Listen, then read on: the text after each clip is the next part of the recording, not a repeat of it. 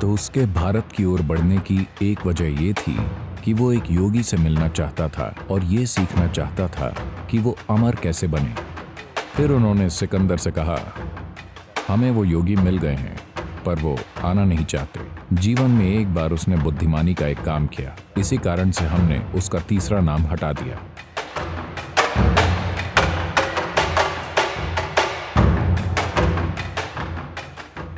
देखिए सिकंदर, हमारी स्कूल के इतिहास की किताबों में कहा जाता है सिकंदर महान। उन्हें सिर्फ पहला और बीच का नाम पता है, उन्हें आखिरी नाम नहीं पता। उसका नाम था सिकंदर महान बेवकूफ। पर यह बहुत लंबा है तो किसी ने नाम का आखिरी हिस्सा हटा दिया।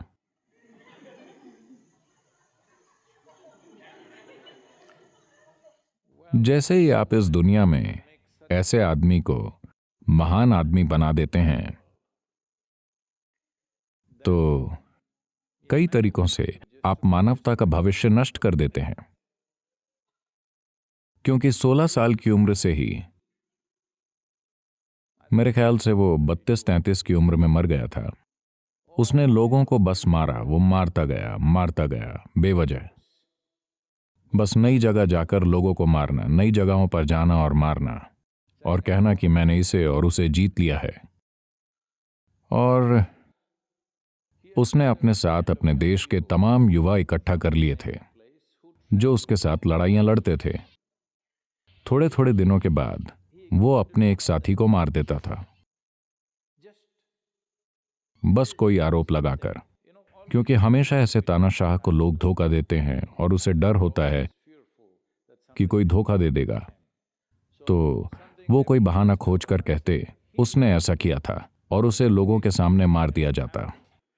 वो उसका अपना करीबी आदमी होता था, वो उसके साथ चल रहा था, पर सिकंदर उसे मार देता था ताकि बाकी सब डरे रहें। थोड़े दिन गुजरते और वो एक एक करके अपने करीबी साथियों को मारता रहता, बस एक मिसाल कायम करने के लिए। वो ऐसा इंसान था, वो हर समय मौत बांटता रहता था पर खुद मरना नहीं चाहता था। वो चाहता था सब मर जाएं, पर खुद मरना नहीं चाहता था। तो उसके भारत की ओर बढ़ने की एक वजह यह थी क्योंकि प्राचीन भारत और ग्रीस के बीच बहुत लेन देन होता था, ज्यामिति, गणित और योग का आदान प्रदान। डेल्फी में एक लिंग है जिसे पृथ्वी की नाभि माना जाता है क्योंकि उसे मणिपूरक चक्र की तरह बनाया गया था। उसमें मणिपूरक को बहुत शक्तिशाली रूप से स्थापित किया गया था। अब उसे उसके मूल स्थान से हटाकर संग्रहालय में रख दिया गया है, पर फिर भी थोड़ा चटका हुआ है। मेरे ख्याल से काफी विकृत हो गया है, पर फिर भी बहुत शक्तिशाली है। मुझे ठीक नहीं मालूम, शायद 5000 या 5200 सालों बाद भी वो ऊर्जावान है। तो उन दिनों में ये लेन देन बहुत सालों तक चला था। तो जाहिर है कि उन्होंने भारत के रहस्यदर्शी योगियों के बारे में सुन रखा था। तो उसने सुना था कि ऐसे योगी हैं जो अमर हैं। तो उसके भारत पर चढ़ाई करने की एक वजह यह थी कि वो एक योगी से मिलना चाहता था और ये सीखना चाहता था कि वो अमर कैसे बने। तो जब वो पास पहुंचा, जब वो शायद हिंदुकुश पहाड़ों के पार पहुंचा, उसने पहाड़ों को पार किया। वो दूसरी तरफ पहुंचा और सबसे पहले उसने ये कहकर कुछ आदमी भेजे कि देखो वहां क्या चल रहा है, और अगर कोई योगी या रहस्यदर्शी मिल जाए तो उसे यहां ले आओ। तो वो ढूंढने निकले और फिर उन्होंने देखा एक योगी पेड़ के नीचे बैठा था और उसने सिर्फ लंगोटी पहन रखी थी और वो परमानंद में था। उन्होंने जाकर उसे देखा और बोले, ए, तुम हमारे साथ चलो, हमारे सिकंदर ने बुलाया है। शायद आपको पता हो कि आज भी अफगानिस्तान में कई लोगों का नाम इस्कंदर या सिकंदर रखा जाता है। इसका असली शब्द या मूल शब्द है The root Skanda. word for this came from skanda. स्कंद शिव के पुत्र हैं, जिन्हें हम तमिलनाडु में मुरुगा कहते हैं। Because Skanda was such a great warrior, स्कंद एक महान योद्धा थे, तो ये शब्द मशहूर हो गया। जो भी अच्छा योद्धा होता वो स्कंद या स्कंदर बन जाता। स्कंदर, स्कंदर, सिकंदर, इस शब्द में बदलाव आते गए। तो वो उनसे बोले, योगी चलो। योगी ने हंसकर कहा, मैं कहीं नहीं जाऊंगा, मैं यहीं रहूंगा।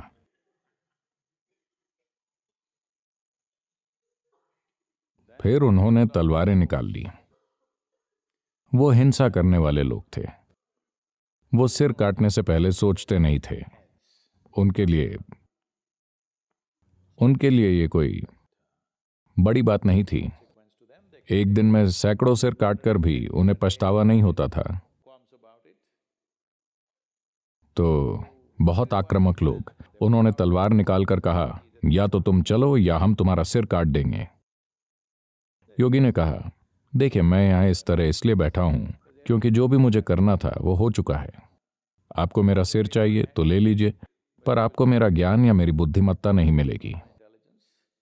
आपको मेरा सिर चाहिए तो ले लीजिए। फिर उन्होंने एक दूसरे को देखा।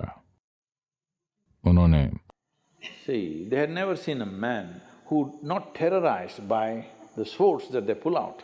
उन्होंने ऐसा इंसान कभी नहीं देखा था जो उनकी तलवारों से न डरा हो, क्योंकि वो सिर्फ डरा नहीं रहे थे, वो सिर काट भी सकते थे। यही उनका काम था। उन्होंने कभी ऐसा इंसान नहीं देखा जिसमें कोई डर ना हो। वो कह रहा है, ठीक है मेरा सिर काट दो। ओह, ये आदमी वाकई अमर होगा। अगर कोई कहता है ठीक है मेरा सिर काट दो, तो वो अमर ही होगा। फिर उन्होंने उसे मनाने की कोशिश की, कृपया हमारे साथ चलिए। योगी ने कहा, नहीं, अगर उन्हें मिलना है तो वो आए, वो अमरता के बारे में जानना चाहते हैं तो वो आए। फिर सैनिक बोले, अरे इन्हें इस बारे में पता है तो हमें उन्हें चोट नहीं पहुंचानी चाहिए, और वो वापस चले गए। उन्होंने सिकंदर से कहा, हमें योगी मिल गए हैं पर वो आना नहीं चाहते। वो कहीं जाकर नहीं सिखाते, आपको वहां जाना होगा, वो स्कूल हैं। तो सिकंदर खुद वहां गया, घोड़े पर बैठे हुए। बहुत तन कर वो बोला, लगता है आप अमरता के बारे में जानते हैं, मैं भी जानना चाहता हूं। योगी ने उसकी ओर देखकर कहा, पहले इस मूर्ख घोड़े से नीचे उतरो। आप ऐसे जानवर पर बैठते हैं जो आपसे कम बुद्धिमान हैं, और अचानक आप ऐसे तन जाते हैं। क्या आपने देखा है, जैसे ही लोग घोड़े पर बैठते हैं उन्हें लगता है कि वो एक बड़ी हस्ती हैं। अगर आप ऐसे जानवर की सवारी कर सकें जो आपसे कहीं ज्यादा बुद्धिमान है, तब कोई बात है। आप एक मूक 4 पैर वाले जानवर पर सवार हैं। वो बेचारा आपको ढोना नहीं चाहता, पर क्या करें। तो सिकंदर नीचे उतरा और उसने पूछा, मैं अमर होना चाहता हूं, क्योंकि वो अब उतना मजबूत नहीं रहा था जैसा 5-10 साल पहले था। शरीर कुछ समय बाद इस तरह की चोटें नहीं झेल पाता, धीरे धीरे ये थक जाता है। तो वो बोला, मैं अमरता के बारे में जानना चाहता हूं, क्या आप मार्गदर्शन करेंगे। योगी ने उसे देखा और समझ गए, इससे कुछ बोलकर भी कोई फायदा नहीं होगा। वो बोले, हाँ, अगर तुम अमर होना चाहते हो तो रास्ता इधर से है। उन्होंने पूरा रास्ता समझा दिया। जंगलों से गुजरता हुआ एक कठिन रास्ता। मेरे बताए रास्ते पर जाओ, वहां तुम्हें एक छोटी गुफा मिलेगी। उस गुफा में एक साफ पानी का कुंड है। चुल्लू भर पानी पीकर तुम अमर हो जाओगे। तो वो अपने सैनिकों के साथ चल पड़ा।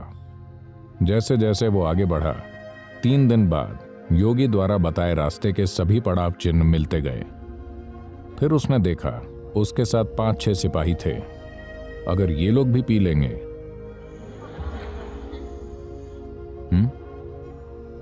अगर वो अमर हो गए, तब मैं उनसे कैसे निपटूंगा? क्योंकि जीवन भर उसने लोगों को मौत का डर दिखाकर हर चीज की।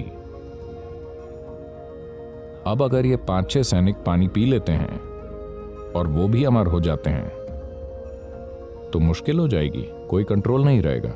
धरती पर 5 लोगों का अमर होना अच्छा नहीं है। बस मैं अमर रहूं, ये ठीक है।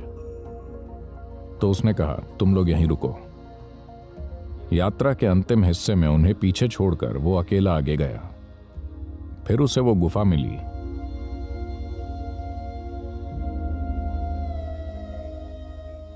गुफा के अंदर उसे एक साफ पानी का कुंड दिखा। वो अंदर जाकर पानी पीने ही वाला था। कुंड के दूसरे किनारे पर बैठे एक कौवे ने कहा, रुको। उसने कौवे को देखा। सौभाग्य से पानी हाथों से रिस जाता है। कौवा बोला, देखो मैंने ये पानी पिया था, पता नहीं कितने लाख साल हो गए, और अब मैं मर भी नहीं सकता। मैं बस यहां हमेशा के लिए बैठा हूं। कल्पना कीजिए, अगर आप अमर हो जाएं, तो आप आत्महत्या भी नहीं कर पाएंगे।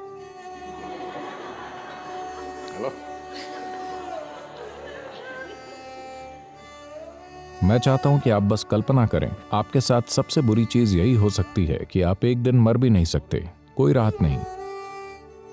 मैं लाखों सालों से यहां बैठा हूं, मैं कुछ नहीं कर सकता। मैंने अपनी जाति की कई पीढ़ियां देखी हैं। मुझे अभी किसी चीज में रुचि नहीं है, पर मैं मर नहीं सकता। क्या तुम्हें मेरी जैसी किस्मत चाहिए? सिकंदर वहीं बैठकर पानी और कौवे को देखता रहा। उसने पहली बार बुद्धिमानी की एक चीज की, इसीलिए हमने उसका तीसरा नाम हटा दिया। वो पानी पिए बिना चला गया। और हम कितने सौभाग्यशाली हैं कि वो अब धरती पर नहीं है, पर लग रहा है वो कई जगह फिर से पैदा हो रहा है। उस तरह के बहुत से लोग यहां वहां पैदा होते रहते हैं, पर कम से कम वो यहां नहीं है। हमें सीखना चाहिए और ये जानकर और समझकर जीवन जीना चाहिए कि कई मायनों में आपके लिए सबसे अच्छी चीज ये है कि आप एक दिन मर जाएंगे।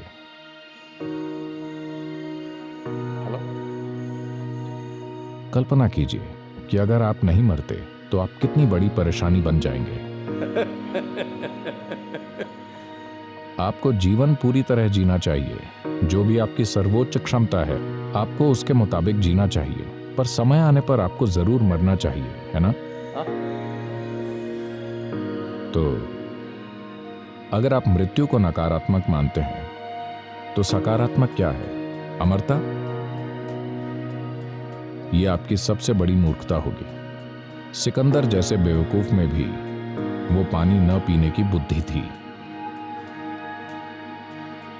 तो यह समझना बहुत जरूरी है कि योग अमरता के बारे में नहीं है, योग समझदारी से जीने के बारे में है।